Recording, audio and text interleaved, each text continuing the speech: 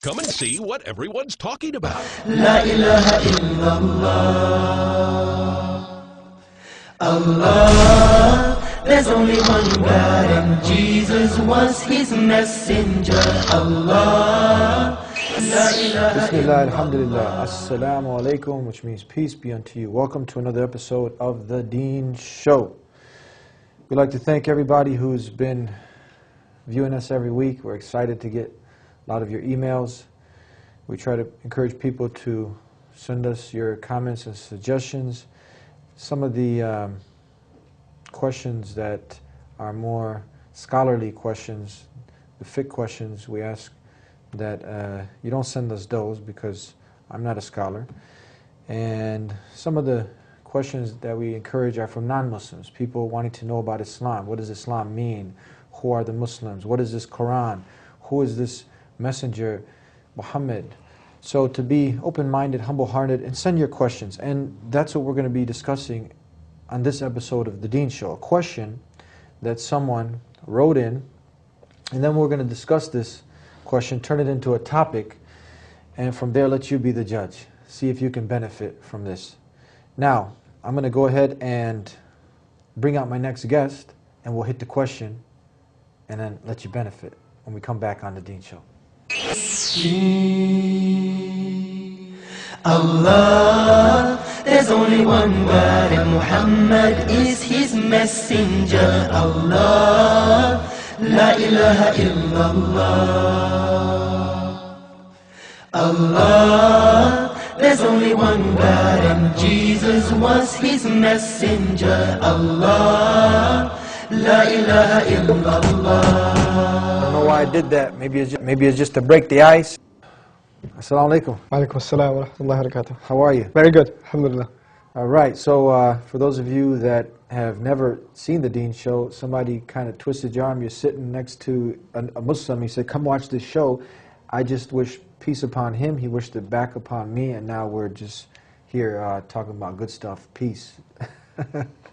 Things that can bring you peace is Islam. So we're going to be talking about this question that we got in from a non-Muslim. And this is something that I'm sure a lot of people are out there possibly thinking the same thing. Now remember, we want you to be sincere with yourself as you're listening to this and the advice that we'll give towards the end. The person says, I don't like to be religious because it makes me depressed. I would not be able to live your life. It's boring. Saying that, you know, living Islam is boring. What do you do for fun? Everything is forbidden in Islam. Can't date. Oh. You can't meet your soulmate. You see, there's a lot of, for a Muslim watching, said, man, this person's already, the Muslim's probably laughing. This is, you know, but it's a big misconception that people have, and we're seeing that right here. Come on, you can't go clubbing. God forbid if you miss that Friday, Saturday night at the club, you know, you got to get that VIP card. God forbid if I can't do that. Okay, you can't have an occasional drink. You know, Kool-Aid and orange juice and all the other hundreds of drinks that are out there. That's not enough, but we got to have that Jack on the rocks, huh?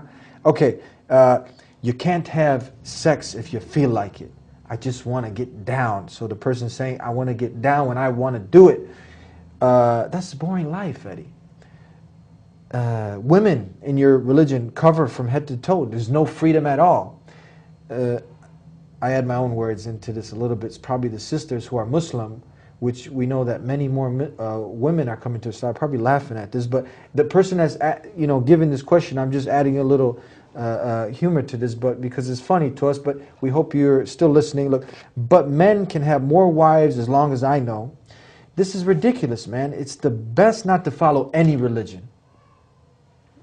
I feel sorry for the Muslim females, and etc., etc. They can have more wives, and they put the woman down. And the other final thing is the media. And look at, you know, the terrorism with media and associating Islam with all these things blowing up. Like I said, I really love my life and the things I'm enjoying in it right now. After we all die, we go to heaven anyway. Thank you very much, by the way, for sending this. Forgive me if I was a little sarcastic, because it's funny, because we're going to explain and hopefully clear your mind from all the junk that it's not your fault. If you go on, if you're sincere and you want to know the truth, after you get the truth delivered to you, now you're going to be responsible in front of your Creator. So we're going to talk about this. I hope I translated this or read it right. You can understand what she's talking about. Sure. Let's go ahead and talk about this. There's a lot of points here, a lot of misconceptions, but it's something that the average person is thinking. I think the first comment we have to talk about is that the life of a Muslim, a submissive Muslim, is boring. Boring, they say. The fundamental problem in this email isn't one of not being convinced of Islam. Yeah. The fundamental problem is that this person is looking at Islam from the point of view of how is it going to serve me. The very fundamental question in Islam is, how do I serve God? Yes. And once you come into that submission, you are showered with all sorts of benefits and favors that you couldn't have even imagined. The ultimate one of which is peace with yourself. Peace. Now, but still, one of the great scholars of Islam, Ibn Taymiyyah rahimahullah, he talked about the two fundamental obstacles that come in the way of people that want to reach the truth. And he said in Arabic, the words are shubuhat and shahawat. Doubts and desires. Desires. Doubts and desires. Some people, they're not sure if this is the truth. If they became sure, they would follow it. Yeah.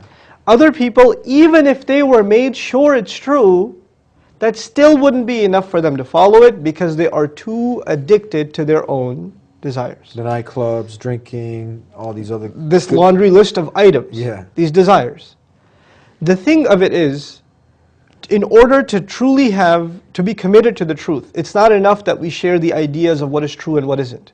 Even though at the end of your email you talked about, women having to cover and men getting to have four wives and things like that, which is actually a minor issue. Your major issue, even in your mind, the way you organize your thoughts in your email, your major problem is having to give up what you love. That's your major problem.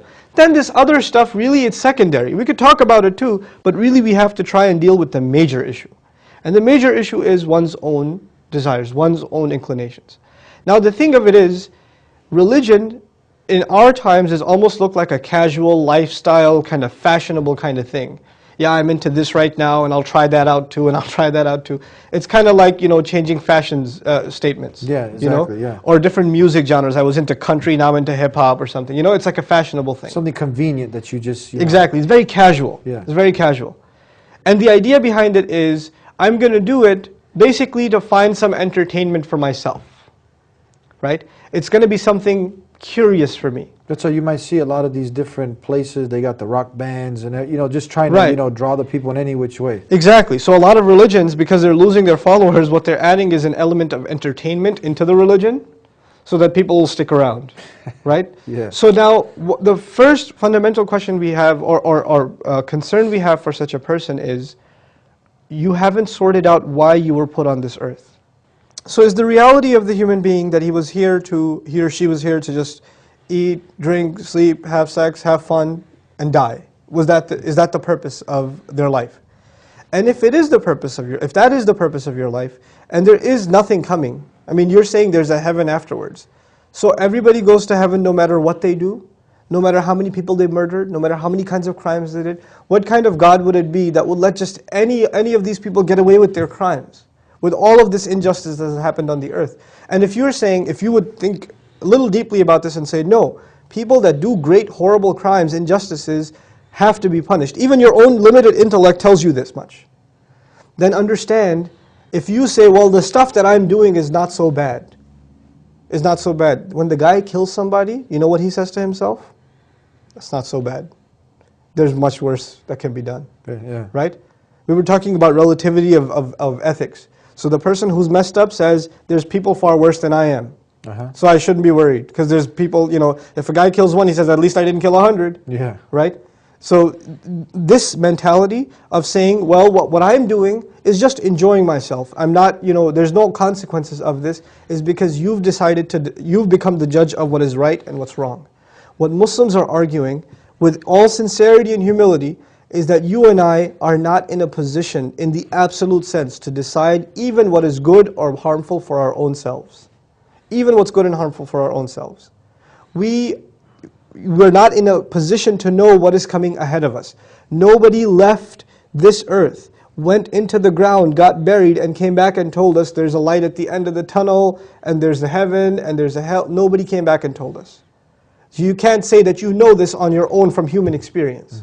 This is knowledge beyond yourself. So when you say with full confidence, after this, half the email about turning this life into heaven for yourself, doing whatever you want, that's heaven, isn't it? Yeah. So turning this life into a life of pleasure for yourself. And then you argue, well, I'm going to party here, and then when I die, there's more coming. There's more coming. Then you've decided to make a past judgment on something you have no knowledge of. You have no knowledge of this. You know, Allah Azza wa Jal speaks, He says, أَتَقُولُونَ عَلَى اللَّهِ مَا لَا تَعْلَمُونَ. Are you saying on behalf of God what you have no knowledge of? Are you saying on behalf of Allah what you have no idea about? So the idea that you're okay in the hereafter is almost like a delusion. And actually, in fact, it is a delusion. That I'm doing all right. There's nothing wrong. There's nothing wrong with my life. And especially, you know, if you're a young person and you think your whole life is ahead of you, how many young people that thought their whole life was ahead of them, that were going to party away their life, died in a car accident? That died on their way to the club. That never got a chance to live out their entire life the way they had planned. And so they're false hopes, your false aspirations. You think these things are going to bring you happiness? You know why you keep going back to the club and you keep going back to these desires? Because you never find satisfaction. You're never satisfied. You're never going to be fulfilled. You're never going to be content. What we are offering in Islam, what we have found in Islam for ourselves, is a means by which our hearts are at peace. They're at rest. They're not discontent. We are pleased with what we have. And I promise you, you know, one of the most beautiful things in Islam is finding your soulmate. That's one of the most beautiful gifts in Islam. You Yeah, that's one of the things here. You right, can't, that's you can't why meet your soulmate. You can't meet your soulmate.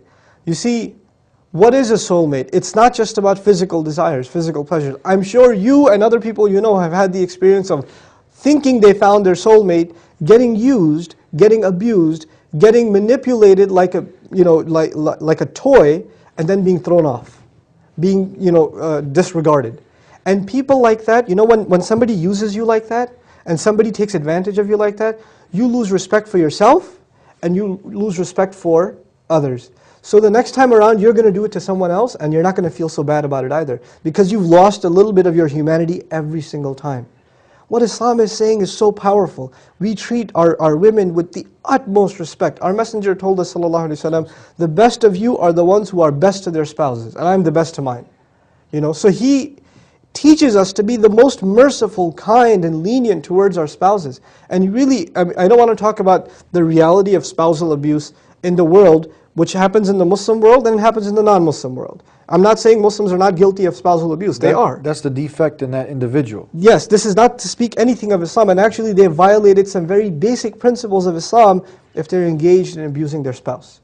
This is one of the most prized, you know, responsibilities. One of the highest responsibilities a man has in this life as a Muslim is taking care of his wife. This is one of the things he's going to be interrogated about in front of Allah. How did you deal with her? Were you kind to her? Did you take care of her? Did you protect her? Did you honor her? Did you teach her? Etc., etc. These are the things that, you know, Muslim men are supposed to take very, very seriously.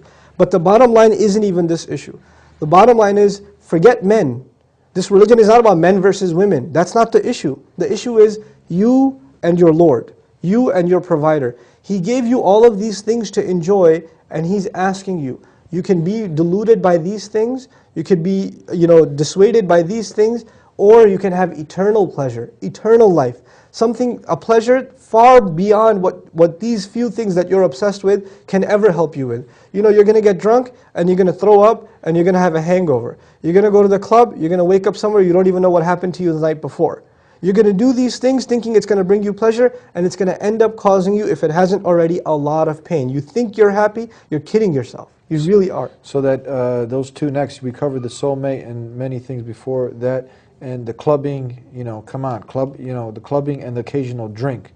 So is this really where the happiness is? You know, going from club to club, Friday to Friday. It's like I live and work, you know, throughout the week to make enough money to enjoy my Friday or my Saturday. Sure. And then I get to talk about it Monday with all the friends, and then we look forward to doing it again next Friday. So it goes from Friday to Friday. Your whole life is just a week. Your whole life is just a repeat cycle of that entire week. That's all it is. That's all your purpose amounts to. And really, I say, why do people love alcohol so much? You know, this is my personal take on it. This may or may not be true. It's an escape from reality. Why do people get into drugs? It's an escape from reality. Your life is so bad. You got so many problems. You got nothing to look forward to in your life. The only thing you have to look forward to is that time where you will jump around like a wild animal, drink something to lose touch with your problems, your reality, your own purpose, right? So from weekend to weekend, you're just looking to get high or get away from this world, the reality around you. You don't want to take responsibility for why you were put on this earth. That's what it is. You're trying to run away from it. You're trying to escape it. You know, even if you're trying to find pleasure, if you're trying to find physical pleasure, if you're trying to find monetary benefit, you know, people who run after money their entire life, they're still not happy. They still don't find happiness. They'll buy this big old mansion that they thought they would love, and after a couple of months of living in that mansion, they'll find somebody else's mansion that's nicer. And say, man, I don't have that, and there's a void in their heart. It's never going to be fulfilled. Your greed, your lust, it's never going to be fulfilled. Faith, real faith, true faith, offers something that nothing else can offer. It can fill your heart with contentment. That's what we're offering. So you have to fight your desires. You have to, for a moment, maybe for a day, for a week, we ask you just to put your desires aside. Just put them aside for a little while and just deeply reflect on the truth. Reflect on your real purpose in life and see if that can push you in a different direction.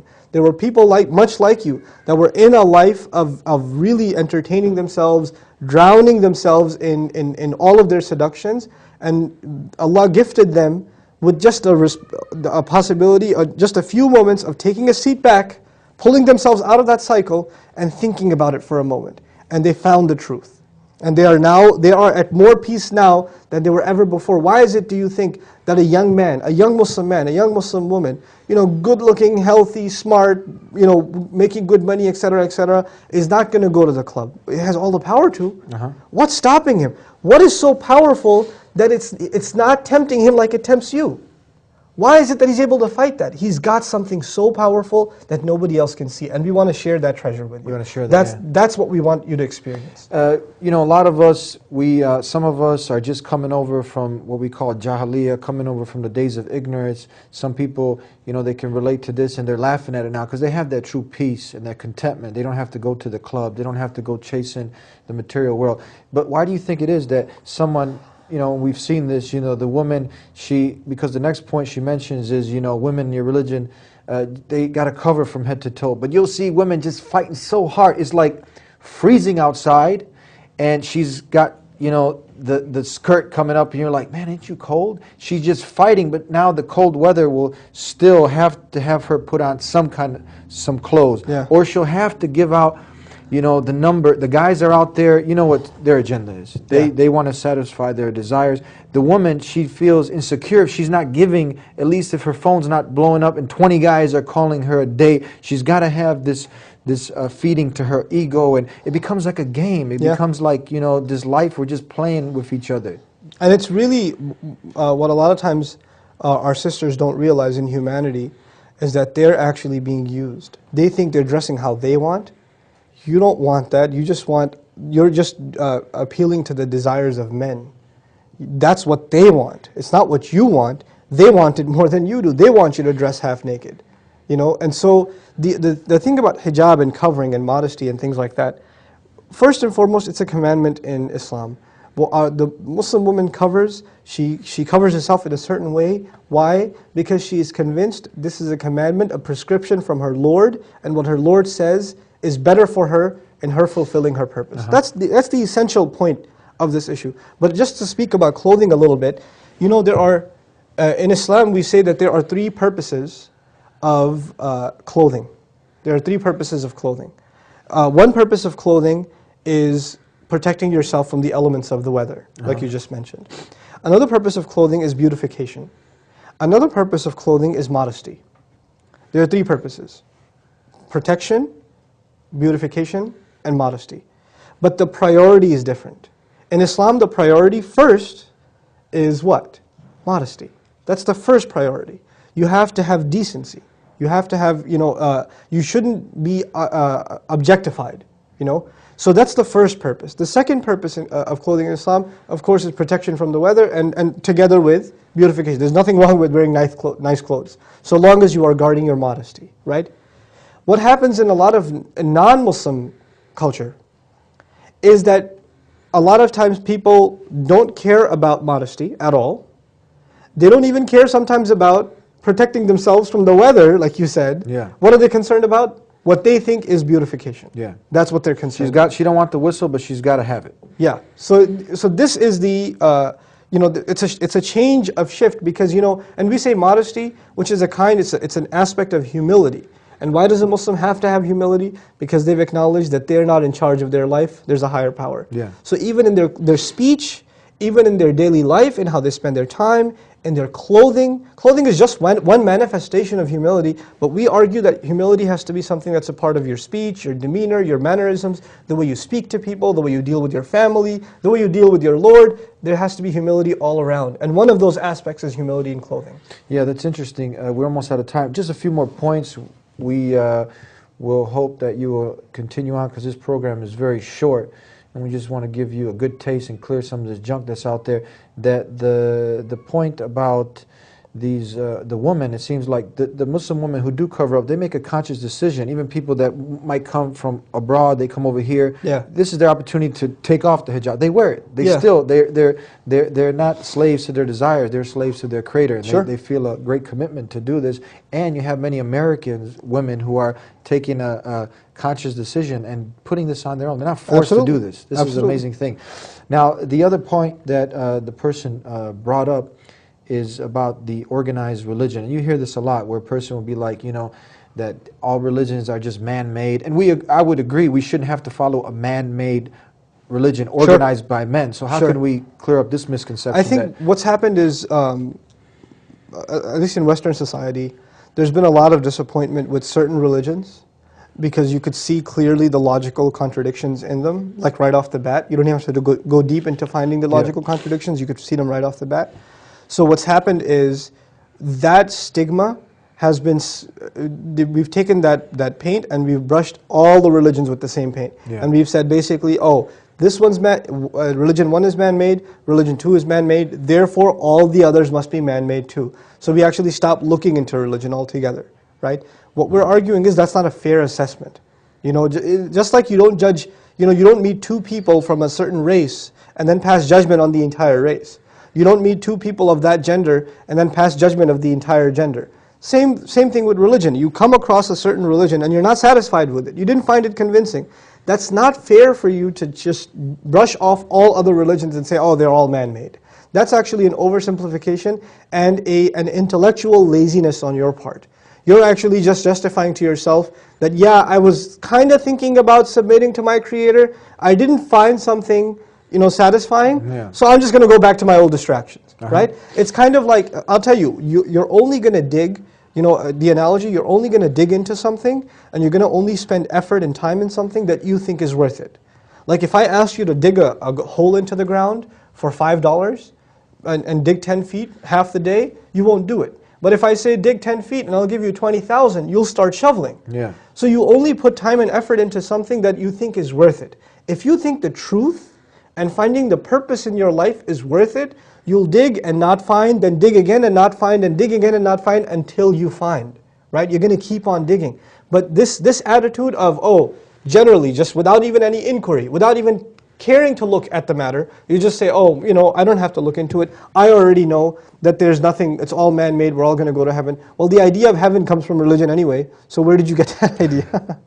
Right? Yeah. You're jumping the gun, and it's actually showing your intellectual laziness, your emotional laziness. And perhaps the reason is maybe you don't want to find the truth. Maybe deep inside you, you're scared that if you find the truth, it's going to ask you to change yourself.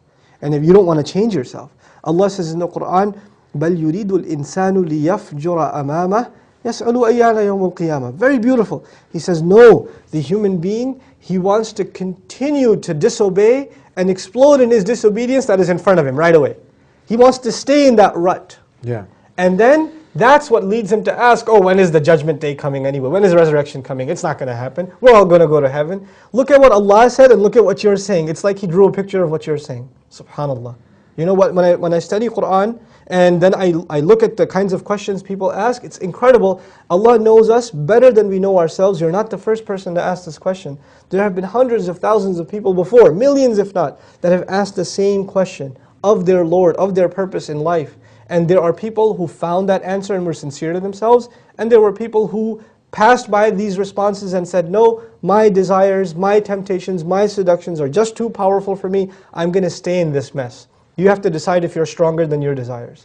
And I want to create an urgency with this person. I know they're sincere, and the many thousands that are watching, that death is a reality. It's not something that this should be put off searching for the truth. Thousands of people just in America die every day. I'm told that close to 150,000 die globally. So death can reach us at any time, and this Absolutely. is a fact, and we should kind of get on the ball about finding what the true purpose of our life is. Absolutely. You know, أينما كنتم يدرككم الموت ولو كنتم في بروج مشيدة. Allah says, wherever you may be, death will come to you, even if you are in fortified camps. You're in the best security system. Death does not need to knock on your door. It will come right to you. You could be in your beds. You could be in your sleep. You could be driving to work. You could be perfectly healthy one day and a heart attack and died the next. We say it was sudden death, right? Cause of death unknown. This happens too. Death is not in your hands. It is the hands of your Creator. And because there's no timeline, you think you make a 40-year plan, you may not even have 3 hours left on this earth. I don't know how much time I have left. You don't know how much time you have left. Yeah. So we have to have a sense of urgency to finding our purpose. Because once that clock stops ticking and we leave this earth, then like one of the companions of the Prophet said, Ali radiallahu anhu, he said, people are sleeping. It's beautiful. He said, people are sleeping, and when they die is when they wake up. That's when their eyes open. An-nasu niyam, people are asleep. So we ask that you wake up before you go into the grave. Where everybody else thinks you've been put to sleep, the reality will be you've actually been woken up at that point. And we don't wish that upon you. We don't wish that you wake up at that point. We wish upon you that you wake up now. That you think about your purpose and reality now, inshallah. Yeah, and it's not fair now that you expect the Creator, or you go to your boss and he told you and he gave you a list of responsibility. You neglected it, now you want to get paid at the end. Yeah, exactly. It doesn't make sense. Okay, thank you for being with us. Quite welcome. We hope to have you back again, inshallah, God Inshallah. willing. Look And forward to thank it. you. I really hope that you're sincere, that you're honest, and I'm sure that you want to know the truth, and I hope that this somewhat will stimulate you to continue on in your journey. Do the most important thing.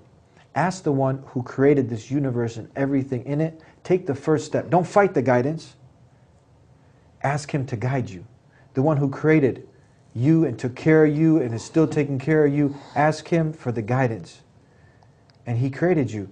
I mean, one of the beautiful things is that He's the most loving and the most merciful, and it'd be unfair that He wouldn't guide you, but it's unfair to yourself if you don't even ask Him to give you the guidance. So ask Him to guide you. Take that first step, that first crucial step to wanting to know the truth, and then when the truth comes, be on it. It's very simple. And Islam is calling you to something that's in your very nature, to be a slave, to be one who surrenders and submits to just God alone and not His creation. And if you can dig this simple thing, then everything else will fall in place. It's a very beautiful way of life, and we hope that you got the benefit from this show, and we look forward to having you again, God willing, inshallah, on the Deen Show. Until next time, assalamu alaikum, peace be unto you. بسم الله الرحمن الرحيم الله لا إله إلا هو الحي القيوم لا تأخذه سنة ولا نوم له ما في السماوات وما في الأرض من ذا الذي يشفع عنده إلا بإذنه يعلم ما بين أيديهم وما خلفهم ولا يحيطون بشيء من علمه إلا بما شاء وسع كرسيه السماوات والأرض ولا يؤوده حفظهما وهو العلي العظيم what everyone's talking about. Prove. If you find one contradiction, it can't be from God. But the rational idea, the rational explanation is, you do your best. Give up worshiping God as one. I will never give up spreading this message. I hope that you take that necessary step. You don't know if you're going to live till tomorrow.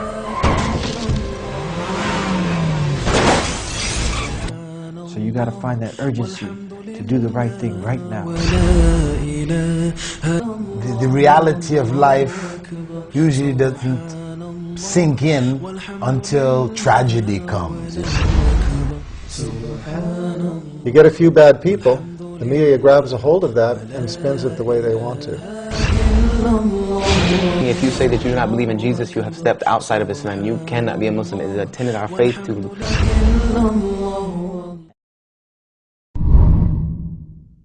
It's cold, it's late, everybody's sleeping. I arise and ask Allah to forgive me. Oh Allah, you see, oh Allah, you know all the sins I do. I turn to you to forgive my sins in my heart. I'm your sinful slave, you're my loving Lord. I'm the one who runs away, oh Allah, guide me.